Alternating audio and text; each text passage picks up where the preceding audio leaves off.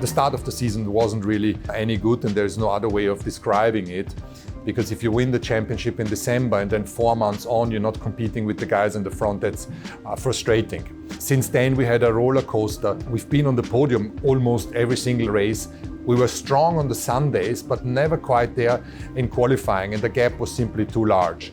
So now it's about trying to understand what it is, and in the second half of the season, hopefully increase our qualifying pace and then be able to race for victories.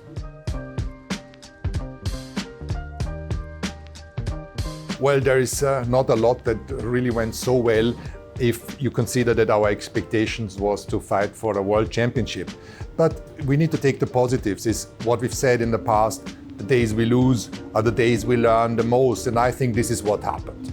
Our car was really difficult. It didn't improve at time. It really seemed that it doesn't improve, and I think the learnings that we made, the tough learnings, will help us over many years. But also our time span is not a single weekend or even a single year.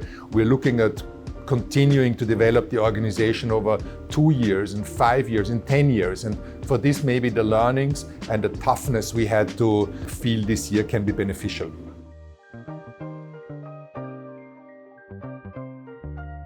Our biggest weakness from the get-go was that our car was bouncing, the famous porpoising. And it meant that this was overshadowing all our development. We couldn't really develop the car aerodynamically and put updates on, because the more downforce we had on the car, the worse the bouncing was. But I think since Barcelona we have understood better, and now going into shutdown the car has no porpoising anymore. But having said that, we are missing a few months of development, and this is really where we're playing a catch-up game with the guys in front.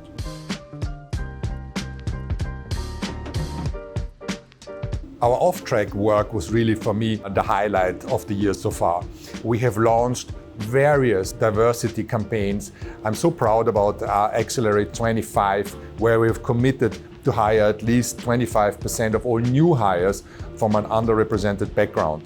Our work with the Mulberry School Trust is something that I really love to see, the Petronas interns, and the many activities we will be starting around Ignite. So I feel that we are trailblazing in terms of more diversity in the sport. And on the other side, in terms of sustainability, we are having 100% green energy supply in the factory, and we are the only ones in doing this. And we are on track not only to being carbon neutral, but net zero, and that is something that we will be looking forward to achieve. In the same time, we have also committed to sustainable aviation fuel.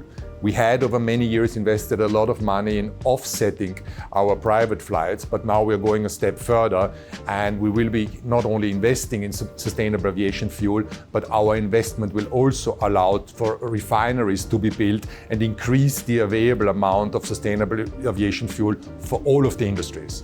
We as a team, you could say it's counterintuitive to seek for sustainability in travel, because we go to 23 races a year and we transport a lot of cargo.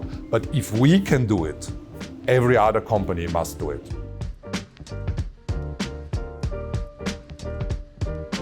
We must always strive to improve going forward. Even in the years where we had a dominant car, which won us 8 consecutive World Championship titles, we had to develop, we had to be better tomorrow than today in order to keep our competition at bay.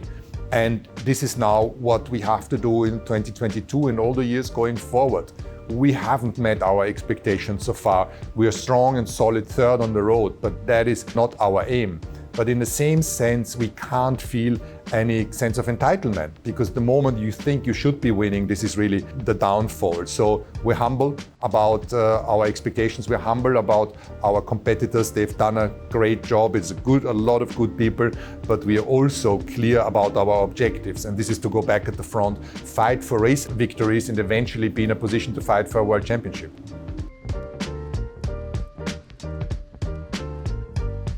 In terms of the support that you guys have given us, our fans, it's been really amazing. We had a tough end of the season last year, and we had a tough start of the season. but we feel the support as a team. We have really a strong emotional backing from you guys and the fans out there, and we see and feel the support not only over social media but also live on the track. So keep rooting for us, because with that support we are almost like in a home game, and we will be coming back and all of us together cheer for victories and world championships.